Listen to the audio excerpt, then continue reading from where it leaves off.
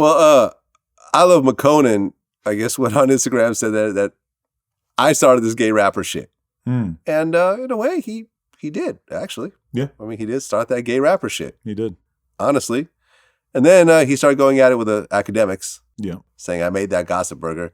I don't think Makonen made Akademiks by any stretch of the imagination. No. I don't know where that even came from, to be honest, but, you know. I think Makonen's been sitting back the past couple of years watching Lil Nas X and just being like, this was supposed to be my kingdom. This was supposed to be my thing, dude. And then he's like realizing like, oh, I'm not a troll. Like Makonen's a nice guy. He's like a super sweet, sensitive individual. I've been lucky enough to spend some time around him. He's a good guy.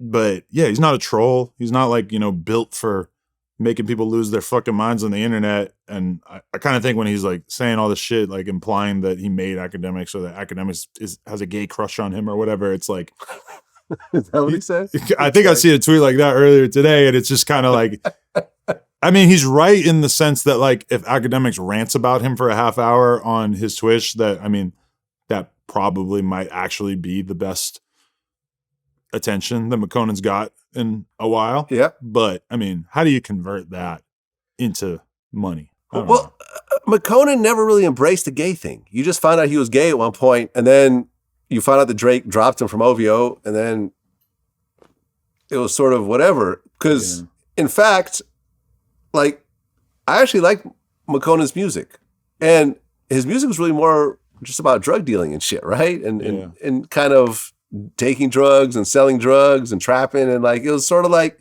I liked some of his shit. Like outside of the Tuesday record, there was records that I was really fucking with, and I feel like he came out with the gay shit, and then he sort of, you know, he didn't embrace it like Lil Nas X did. He didn't get embraced for it either. Like you know, you saw all these fucking woke people that never listen to rap in their life just lining up to say that they're Lil Nas X fans. You know.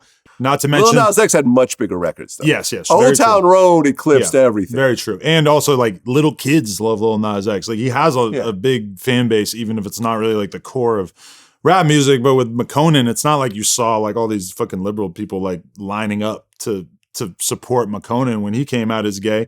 But he didn't, you know, you're right. He didn't turn himself into this crazy gay icon. You know when Makonen really...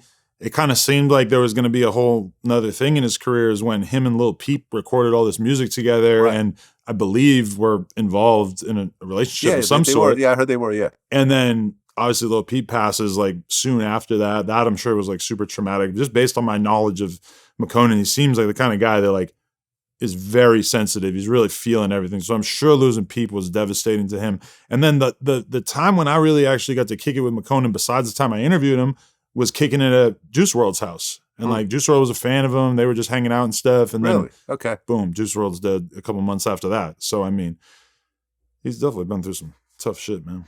So Juice WRLD and Makonen were potentially working on some stuff together. I don't know if they made music together. I think that they might have. But I mean, they definitely, it sounds like they could. Yeah. I mean, it would have been an amazing combination. Same thing with Peep and him. Like, I don't know if the Juice WRLD Makonen records exist, but if they did, that would be incredible. But either way, like, I mean, that would have been another thing that like I could have, if Juice WRLD had a banger song with Makonen, I could imagine all the Juice WRLD fans sort of like having this eureka moment of being like, oh, Makonen is a great artist that we could like he fits into, like, when you look at a Juice WRLD and you look at a Makonen, like, I mean, they could do music together very seamlessly, but somehow the world has kind of forgot about Makonen.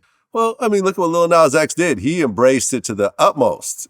He started showing up and doing these spectacular shows and wearing pink cowboy outfits and being naked and high budget videos and, you know, and then getting with Jack Harlow and having the number one, you know, I mean, listen, who would have guessed that Lil Nas X would have another hit record, number one record after Old Town Road? I wouldn't have guessed it because that record was really an accident. If you think about it, a lot of these times, like, you know, Lil Yachty's, you know, first record was an accident, right? Because it was that comedian, that YouTube comedian ended up making a skit out of it. Yeah. A lot of times these things just end up being, you know, happy little accidents, like, you know, like the painter guy says. Yeah.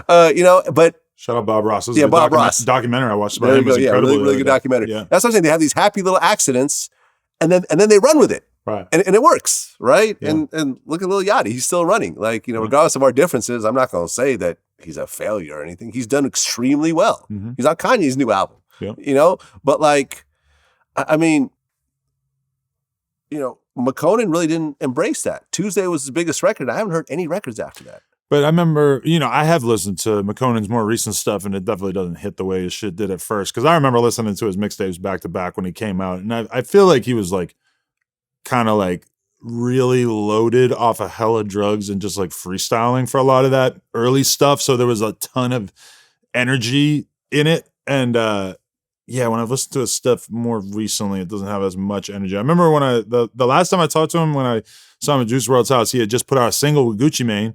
And I remember him being a little like sad, it seemed, because Gucci didn't promote it or put it on a story or anything like that. And I was shocked by how naive he sounded, because in my head, it's like, yeah, of course, Gucci Mane is not promoting anything ever unless he gets paid, you know? He's not promoting a feature he did unless it's part of the deal with the feature. Right. So I was kind of like, but that, again, like Makonen's a sensitive guy. I don't know if he I think a lot of the things in the music industry are kind of hard for him to take. Oh, this is not an industry for the sensitive. You gotta you gotta deal with a lot of bullshit along the way, man. As someone who's been in it for 20 years now, like, you know, a lot of people would have not been able to withstand some of the shit that I've had to deal with over the years. Mm-hmm.